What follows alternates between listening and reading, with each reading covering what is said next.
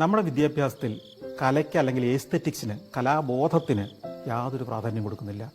യാന്ത്രികമായ കുറേ കാര്യങ്ങൾ പഠിച്ച് എന്തോ ജോലിയൊക്കെ ചെയ്ത് കുറേ സമ്പാദ്യം ഉണ്ടാക്കി വർഷം തോറും കുറേ പെൻഷൻ കൃത്യമായി മേടിച്ച് മരിക്കുക എന്നത് മാത്രമാണ് നമ്മുടെ ജീവിത ലക്ഷ്യമെന്ന് തോന്നുന്നു. കല, സംസ്കാരം, സാഹിത്യം ഇങ്ങനെയുള്ള കാര്യങ്ങളിലേക്ക് ജീവിതം അർപ്പിക്കുന്നത് വേസ്റ്റാണ് എന്ന ഒരു വരട്ട് ചിന്തയിലാണ് നമ്മളിപ്പോഴും ജീവിക്കുന്നത്. ജീവിതം എന്ന് പറയുന്നത് കുറേ കണക്കെഴുതി ജീവിക്കുക എന്നുള്ളതോ കുറേ തൊഴിൽ ചെയ്ത് അതിൽ നിന്ന് കിട്ടുന്ന വരുമാനം കൊണ്ട് ശിഷ്ടകാലം മരുന്ന് മേടിച്ച് കഴിച്ച് ജീവിക്കുക എന്നുള്ളതോ അല്ല. മനുഷ്യൻ കലയും ആസ്വാദനവും കൂടെ ചേർന്നാണ് ജീവിതം. ജീവിതം ആസ്വാദ്യമാകുന്നത് കലാകാരന്മാർ നമുക്ക് ചുറ്റുമുള്ളപ്പോഴാണ്, സംഗീതജ്ഞന്മാർ നമുക്ക് ചുറ്റുമുള്ളപ്പോഴാണ്, ചിത്രകാരന്മാർ അവരുടെ പ്രതിഭ തെളിയിക്കുമ്പോഴാണ്, നല്ല സിനിമകൾ ഉണ്ടാകുമ്പോഴാണ്, കലാപരമായി ചിന്തിക്കുന്ന എസ്തെറ്റിക് സെൻസുള്ള ആളുകൾ ഉണ്ടാവണം. അപ്പോൾ നമ്മുടെ കെട്ടിടങ്ങളുടെ രൂപം മാറും, നമ്മുടെ മനസ്സിൻ്റെ വലിപ്പവും മാറും. എന്തുകൊണ്ടാണ് ഇന്ത്യയിൽ കലാകാരന്മാർക്ക് വേണ്ടത് പ്രാധാന്യം കിട്ടാത്തത്?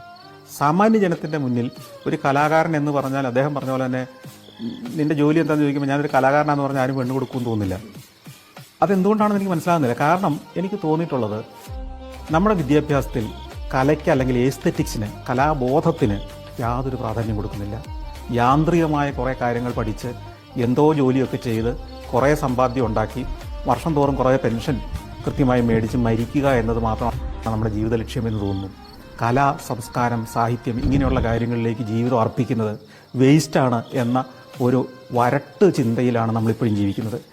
ജീവിതം എന്ന് പറയുന്നത് കുറേ കണക്കെഴുതി ജീവിക്കുക എന്നുള്ളതോ കുറേ തൊഴിൽ ചെയ്ത് അതിൽ നിന്ന് കിട്ടുന്ന വരുമാനം കൊണ്ട് ശിഷ്ടകാലം മരുന്ന് മേടിച്ച് കഴിച്ച് ജീവിക്കുക എന്നുള്ളതോ അല്ല. മനുഷ്യൻ കലയും ആസ്വാദനവും കൂടെ ചേർന്നാണ് ജീവിതം. ജീവിതം ആസ്വാദ്യമാകുന്നത് കലാകാരന്മാർ നമുക്ക്